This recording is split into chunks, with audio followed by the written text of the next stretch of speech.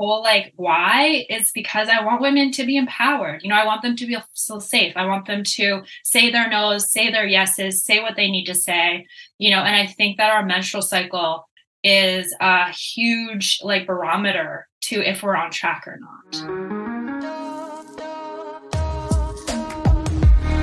What's up, sisters? Welcome to the Period Whisperer podcast. I'm Bria. I'm your host. If you're new, I'm so happy you are here. I'm your perimenopause and menopause sister, your holistic trainer, hormone specialist, translator of your female body. I'm a recovering people pleaser and hustle addict turned body whisperer and hormone decoder. And I am here to help you de-stress your body, decode what it is saying, become the CEO of it, and own your own health, energy, and weight loss again. This show is for you, the overwhelmed, overworked, underappreciated step woman who dreams of a body they feel strong, energetic, and sane in. The woman who knows that she shouldn't just wave the white aging flag and believes in a body and life of peace, love, and purpose. But you don't just know how to get there yet. So if you are stuck in your body, your energy, your life, you are in the right spot. Let's lean in and learn what our bodies are saying to us. Hey, sister, do you remember how you were taught about your period? My mother's a nurse and she focused on obstetrics when I was young. So I remember her telling me a bit about what to expect. And honestly, I was really excited to get my period, to feel like I was growing into a woman. I know that's not everyone's story. But aside from that, and a brief 30-minute embarrassing puberty video I watched in grade 5, which was mortifying, anything else I learned came from stereotypes on TV shows or movies. They taught us that it was normal to have cravings and be cranky and uncomfortable. Things that I have now learned after becoming an expert in perimenopause are really incorrect. So what I think we can all agree on is that, one, there is a serious lack of education around menstruation and menstrual health. And two, this massively snowballs into an impact in perimenopause. And we've spent our lives operating like we're small men and not like the women we are. So today, I am super excited to share a conversation with you with a woman who has a lot of experience in this area, so we can all learn more about our bodies as women, about how our body talks to us via menstrual symptoms, and why the menstrual movement is so important. So, sister, I give you Kyla Plaxton, an accomplished acupressure teacher with over 20 years experience who is dedicated to empowering women through self-healing. She self-published a book for teen girls. So all of you with mamas out there, this is a really good one. I'm right on the board with this one, on using acupressure to alleviate period-related discomfort. Based in Vancouver Island, Kyla's mission is to inspire women to break free from violence and make healthier life choices. Welcome, Kyla. I'm so glad you're here. Amazing. Welcome. Yeah, thank you. I feel so welcomed. You've done an amazing job. I love your share and everything. Your introduction to this is so on par to, what I believe in, a destiny that we've met. I freaking love what you're up to. So thank you for having me. Thank you. Thank you for taking the time. I really appreciate it. Before I feel like I have 100 questions I could talk to you about, but before we start to dive into that, why don't you tell us a bit about you, about how it came to be that menstrual knowledge and healing came to be an important part of your mission and your life? Yeah, for sure. Thanks for asking. And, it's definitely been a big part of my life. I mean, being a woman, for one. Yeah. But I love... I like that. Yep. Yeah, it's just it's part of our life. But I love what you shared, that you were excited. I was actually excited too. And my sister remembers when I got my period. I don't actually remember, but she said I ran around the house with my bloody underwear being like, I got my period. And I was the very outspoken, rebel child, the oldest. And my little sister is a bit more prudy, I would say. We're still like that. We're still super close, but I used to run around the house naked just to bug her. She's like, Kyla, no, put your clothes on. I'm like, but it's just our body. So anyways, that's my first, you get a little bit of my teenage self. Acupressure found me when I was about 16, and I was actually going down a pretty bad path. Lot of trauma, in my parents and how I was raised. And I was just full of rage and doing all kinds of things. I would say definitely an alcoholic as a teenager, getting blackout drunk, making really bad decisions. And a girl invited me to this workshop that I had no idea. And I only honestly went to the workshop because I had a crush on her roommate and I wanted to get closer to her. So it was very serendipitous.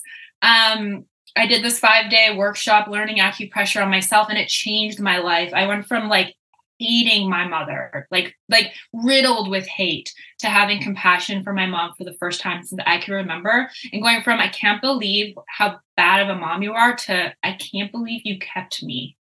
Like, I can't believe you went through everything you went through to be here for me. Like, it was life changing. And just from then on, it was like, you know, one step after the next in my life getting better and better.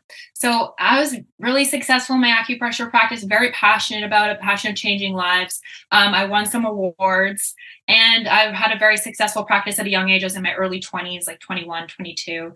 And then I'd be like, you know, building this empire, you know, having these big dreams, wanting acupressure to be known worldwide and stuff like that. And I would suddenly be like taken out of, oh, my period. Oh, I don't want to. Oh, my cramps. Oh, like this and that, you know? And it kind of took me a little bit to be like, hey, what is happening here? And like, it's not fair. Like, men can just keep going. Why can't women? And like, why do we have our period? It can't be because, you know, we're meant to suffer. I just didn't believe like our higher self or spirit self gave it to us to suffer. I also didn't feel like I was meant to have children one after the next. You know, that's not my destiny. But yeah, so when I started to shift and ask those questions, answers started to come, and applying what I knew from my acupressure points to my period, you know, the psychosomatic stuff we do while we're holding pressure points and stuff like that, to understand what the body's telling us in that deep connected state while the energy is moving. I started to apply that, and the answers were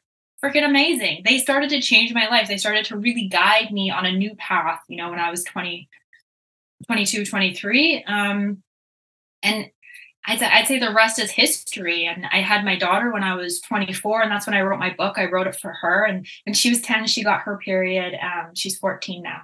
And my friend gave her a copy of my book. She's like, "You can't read your mom's book." She wouldn't read it if I gave it to her, but she devoured it. She's like, "Mom, I got my period. I'm chilling today." Or she's just very like, you know, I feel like all the kids are like that now. They're just very like, know themselves more and like have really good boundaries and good at speaking up. I don't know. Yeah. No, I love all. I bet that has a lot to do with you. I think. But I, you know, one, that's awesome. I think it's amazing how early you were able to start to learn this. I don't know that it's not everyone's story, right? So many of us are just starting to realize this now as the movement becomes more aware. I have to say, I feel like when you shared that piece about you and your mom, I think there has to be at least 100 women listening to this that felt the same way as I did, which were like, can you please teach this to my daughter so that she loves and appreciates me more? But all that to say, you know, thank you for sharing your story. I think like that piece that you talked about there about that swing, right? Where it's like almost like half the month you feel like you can take on the world, and then half the month you feel like you're either walking through sludge or that you're not good enough or that you'll never, you know, that's a very real piece that I don't even think some of us recognize is a part of our cycle. Yeah, it's very natural. Yeah, it's because like what they like it's our brain chemistry changes 25% in the cycle. Yes. So, I mean, actually how we feel and what we need. But my experience is that when we understand the hormones, then that swing, like when we can support this part of us, this menstrual health, that swing decreases and we have a bit more self-compassion. Is that the way you see it? I think so. Honestly, I'm so excited. So we haven't touched on, but I'm, you know, putting together a summit, and you're one of my speakers, which I'm so excited about. But I'm not that scientifically minded. You know, I'm very intuitive and getting downloads and stuff like that. But I feel like I've reached this place where to meet in the middle, where it's like my body just is telling me it's time for you to chill now. You know, everything's okay. You know, it's relaxed. And I'm like, oh, okay. Now I'm ovulating, or I'm getting that up until I'm ovulating feeling where I'm just like, oh, interviews, stage present, creation, like put myself out there, and then like rest and relax. And, you know, and I don't think everyone's as privileged to necessarily live their life like that too. But like you said, if I'm excited to learn from you, basically. Oh, well, thank you. I'm so excited. But I think, you know, there's such an intuitive part of the cycle, right? Like, I know for some of us, like understanding the science behind it helps me kind of back up the intuition, because I think all women have that intuition that you're talking about. Not all of us have been taught to really trust it. And there's this, especially in our second half of our cycle, where it's really like much more apparent. I think we've been taught to kind of shove over it and just push through it and not pay attention. But when we honor it, then it's like, oh, I actually feel better. I don't want to, hide away completely or bite off my partner's head during this time frame. 100%. Yeah. Like, and I used to talk about that a lot. Where, when we get those explosive PMS symptoms or emotional outbursts, or we can't seem to control our self-regulation anymore, and it's been like dubbed as PMS, and it's normalized of like, oh, she's crazy, or this is that, or whatever. And what I started to do is I would actually look at what I couldn't contain, what was making me so mad, and like identify it. And when I identify it and took action to that, right, when I'm listening to, okay, at the time, because I don't get crazy symptoms anymore, but when I used to, I had a boyfriend, and he used to keep all this junk on top of his fridge, and it drove me crazy. I was just like, I hate the junk on the fridge. Like, and when I looked at it, I was just like, I'd unraveled this whole thing of like, it's not just the junk, it's the way of living life, it's his lifestyle, we're in different parts. There's just a whole lot there, and he wasn't actually the one for me. And so I was being with him because I felt insecure, because I didn't think I could get any better, because I actually wanted to feel, he's older, so like he wanted to take care of me, but it wasn't authentic to like my heart. And I had to let go of that codependency and trust, like, I'm going to be okay. I need to follow what's true for me. Oh, I love that you shared that. And what a perfect example too, because two things, like one, we definitely fixate on small problems like junk on top of a fridge. I think when we're not prepared to avoid big problems behind the scenes, like what you're saying, like maybe he's not the right person for you. And that's not to say that if like your partner's leaving dishes in the sink and it's driving you nuts, that they're not right for you. 100%. Yeah. That's a caveat.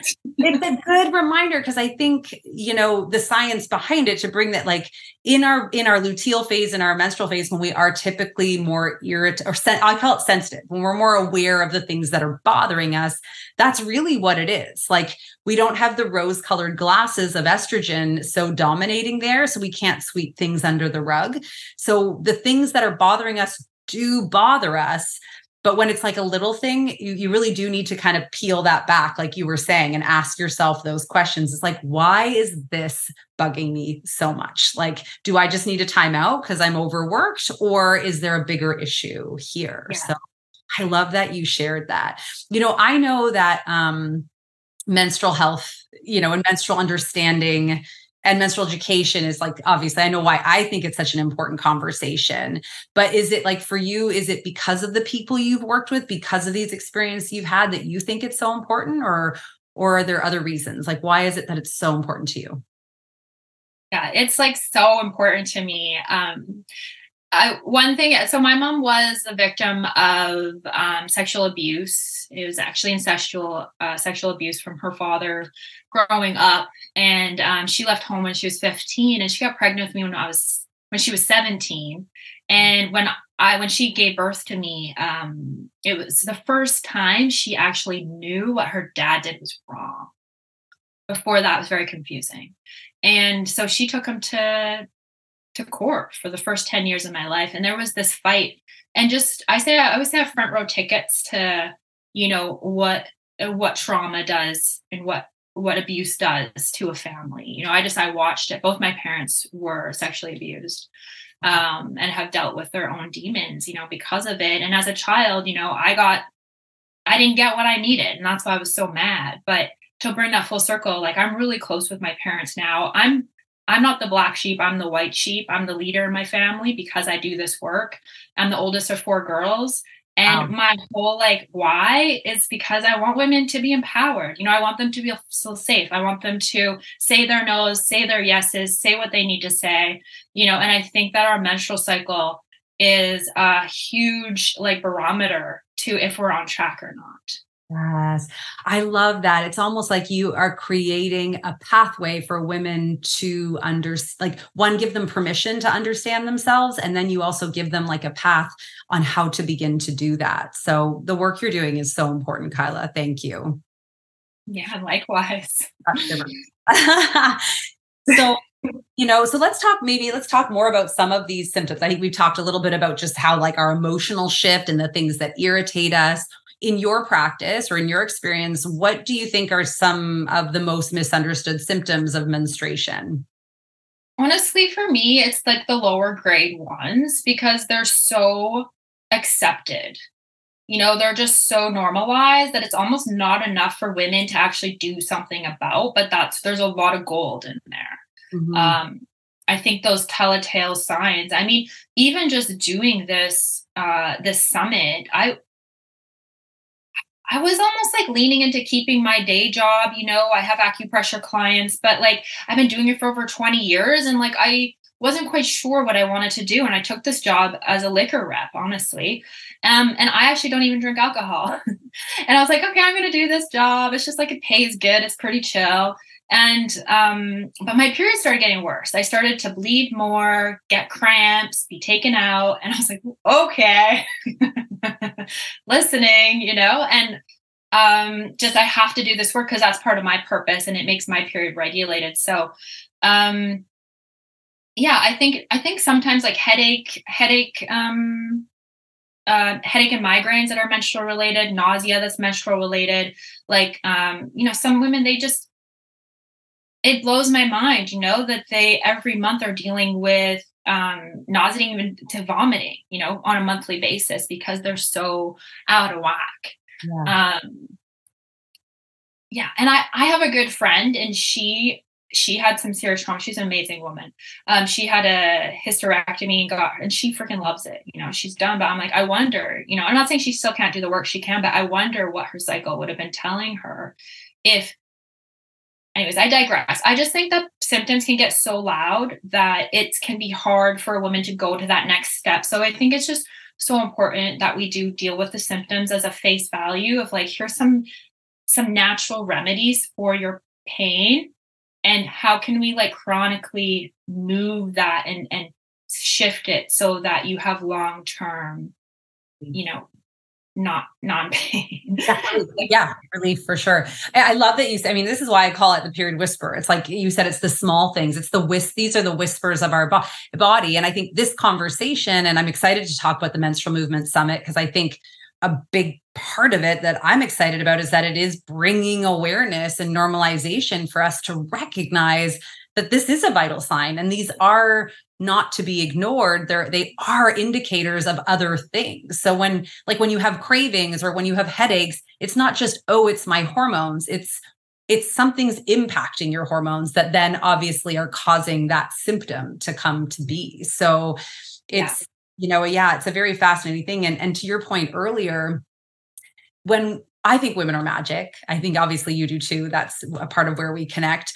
But something of that holds us back is if half the month we embrace this magic and then the other half of the month we completely forget it, it's really hard to progress. It's like the US in politics. There's only so much people can move forward before before the pendulum swings another way, right? So we progress for two weeks and then we regress for 2 weeks. It can feel like when things are extreme if we're not listening to these whispers. So understanding them and how they can improve, whether it's cravings, whether it's better sleep, whether it's headaches, whether it's bloating, whether it's bowel issues, whether it's these really heavy clotty periods or cramps or brain fog. There's just like in perimenopause, there's 34 known symptoms of perimenopause. So, and pretty much all of those can relate to our hormones of menstrual health all the way through. So we know there's a lot of whispers there that we're not paying attention to. So I love that you're bringing awareness to that. Are you, in your practice, and I know I'm putting you on the spot here a little bit, but if these are our whispers, is the first step to start paying attention to them? Is that what you would say? Yeah, 100%. I mean, I feel like on the front end, my job is to have a woman regulate her system, feel comfortable in having her cycle, and starting to check in on a regular monthly basis, like what's my period saying to me right now, and then after that is like taking it to the other areas of her life, because it does impact every area. It impacts relationships, it impacts our careers. Like women become insecure, self-conscious, moving up in their corporate job or whatever, because they don't have the same, they're just afraid that they won't be able to give the same work effort as their fellow man, or they're being compared at that same level. And so, or relationships, having, not plan a hike with your partner, or not having sex with your partner, or being in pain, or just that intimacy piece. Right. And even having these conversations with a partner, like wanting to be with a partner that actually wants to know about every single part of our body. That's natural. I love that. And I think like it's so important for us to highlight here.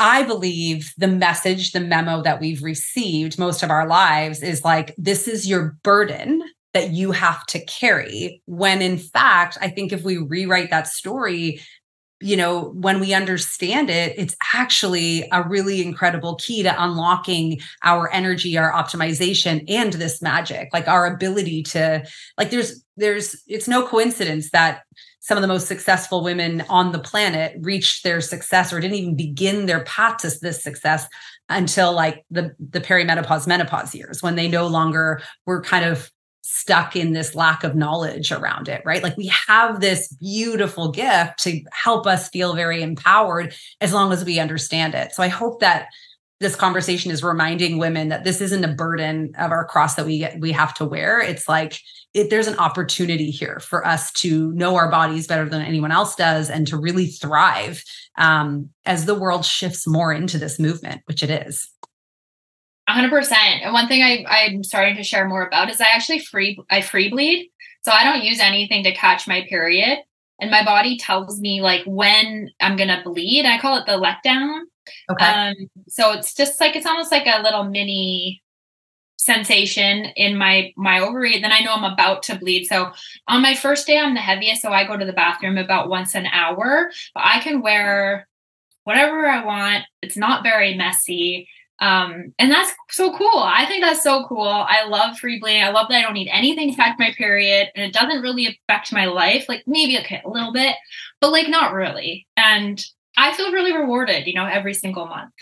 Kyla, we're going to have to schedule another interview just to talk about free bleeding, because I find this super fascinating. I've only just started hearing about this a couple times, so it's not something I'm super familiar with, and it's really interesting. So I'm sure everyone agrees as they're listening, they want to know more. So I hope that's okay. Cliffhanger.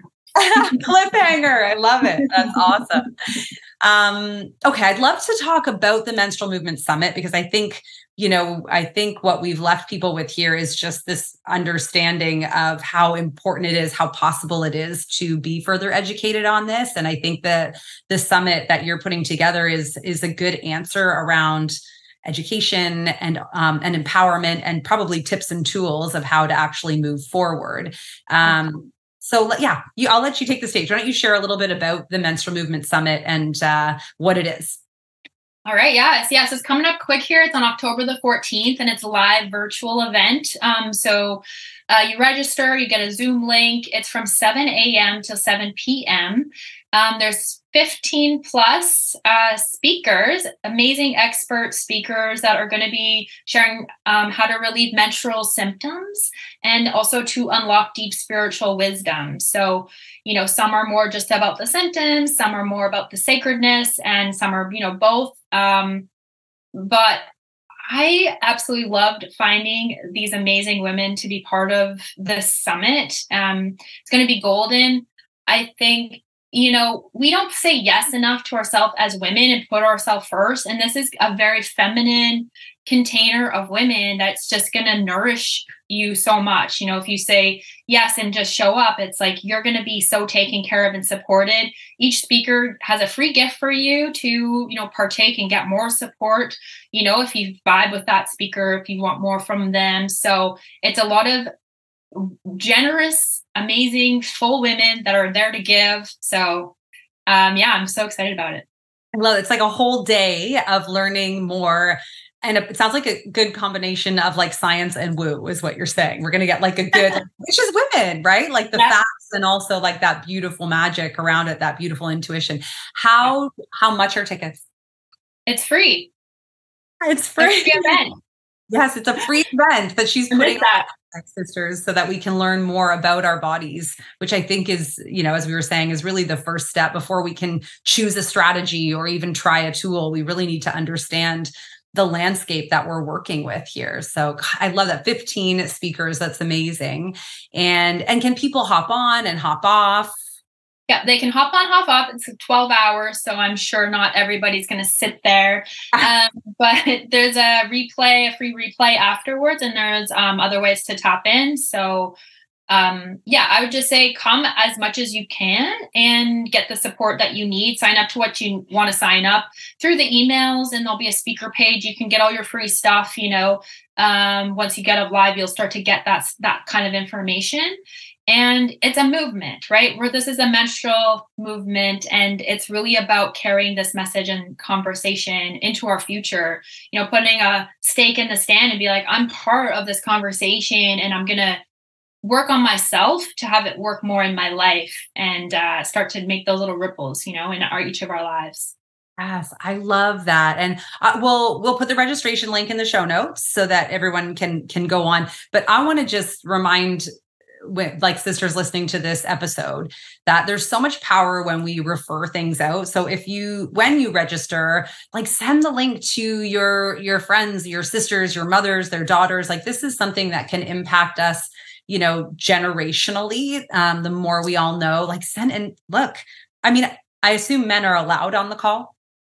Yeah, they could come. Yeah, for sure. Like send it to the men in your life too, because the more they understand this, I think the more powerful that becomes as well, right? When we can work together on this piece in our lives. So I love that. I'm so grateful that you're putting this together. We need more of this in the world. Thank you, Kyla.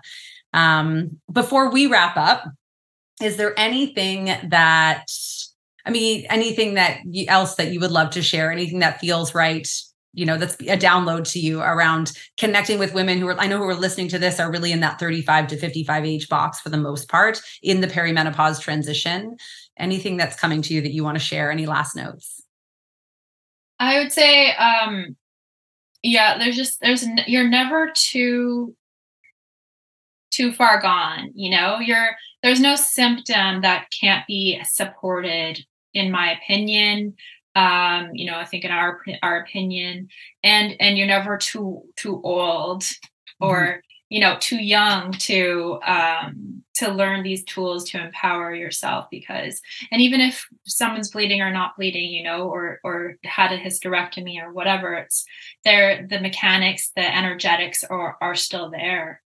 And I think too, also on an acupressure level, we didn't really actually get into that yet, but, another time where I can share some actual acupressure points that'll help, but we'll be talking about that at the summit. And there's going to be another link where you can book a call with me, so we can do that, or we're going to do something in the Facebook group or something. I'll keep sharing with you, Bria, and anyone listening. Okay, I was going to wrap the call, but now I feel like I have to ask because I think, again, not to put you on the spot, but when we think, are there general acupressure points or practices that women can use to feel better during different phases of their cycle? Yeah, I mean, hormonal balancing is, it's not an instant fix, but there's definitely stuff to support. One of the popular acupressure points is large intestine 4, which is just on the hand between the web of the thumb and the forefinger. Lots of people have heard of this if you've ever been to an acupuncturist or, touched, but it is so good. This is really great for like getting your flow moving more. So if you feel any stagnant energy around not bleeding enough, or just want to regulate that flow too, or the headaches, it takes energy out of the head and the shoulders and stuff like that. So just detoxing to large intestine point, which is also paired with the lungs. So it can also help, being more in your truth, expressing yourself. So that's really powerful. Another good one I would say is, I'd say it's on the inside of the ankle. It's kind of, can't see anything here, but if you do 4 fingers up from the inside of your ankle bone and on the pinky, push into that spot, into the bone toward the front of the leg. Okay. Can you find it there, Bria? So yeah, I think I know what you're talking about. It'll be tender. So this is a really powerful one for regulating the menstrual cycle and hormonal balancing. And there's 3 yin meridians that go through there. So it's very like deep for feminine, internal balancing. And if you do that on both sides, just be with it, breathe into it. I say like hold it for a couple minutes or a few breaths and follow it. Like each acupressure point has its own story that it's telling you. So listening to how is my energy while I'm feeling it? What does it make me want to do? What other parts of my body is it pinging? Not thinking about it, but just kind of allow yourself to be like open to receiving answers. Yeah. So it's a press and hold situation then. Yes. Yeah. I mean, I'm not a huge fan of like circular motions or like, to me, it's like agitating the point. Okay. It's like we want to soothe and calm and like connect. Interesting. I love that. Holding an eye gaze. So, okay. So we have the web and then we have 4 fingers up from the ankle bone, you said, yeah? Yeah. Spleen 6. I can send you the photos of it if you want to put those in your show notes. Yeah. Why don't you do that? That would be amazing. I think that would be really, really helpful. And now we're going to need 2 more interviews, one specific to acupressure and one around free bleeding. Yeah, for sure. Yeah. Thank you, Kyla. Okay, Kyla. So if people wanted to if they want to learn more about the Menstrual Movement Summit, we're going to have that in the show notes. If you want to learn more about acupressure for whatever relief, not just, you cover not just hormone relief and menstrual relief, you cover other aspects. That's part of acupressure. Is that right? Yeah. Yeah. I have a whole system where I'm helping women kind of come back to themselves. Love that. So if we want to learn more about that, what is the best way for us to connect with you? Maybe we want to do Instagram, I think is probably our best go. So I will make sure to put all the show notes in there for everyone. And thank you so much, Kyla. It's been such a pleasure having you on here today. And make sure, sisters, that you check out the show notes, that you sign up for the summit, you share it. And if you want to learn more from Kyla about acupressure, check out her Instagram and the links in the show notes and go out and be more in your life and not just less on a scale. Thank you so much for joining me on the Period Whisperer podcast. I want to encourage you to reach out to me directly and message me if there are topics or things you're struggling with so we can address those right where you are at. And of course, if you loved this episode, if you learned something, make sure to share it with your friends and please rate and review it wherever you get your podcasts.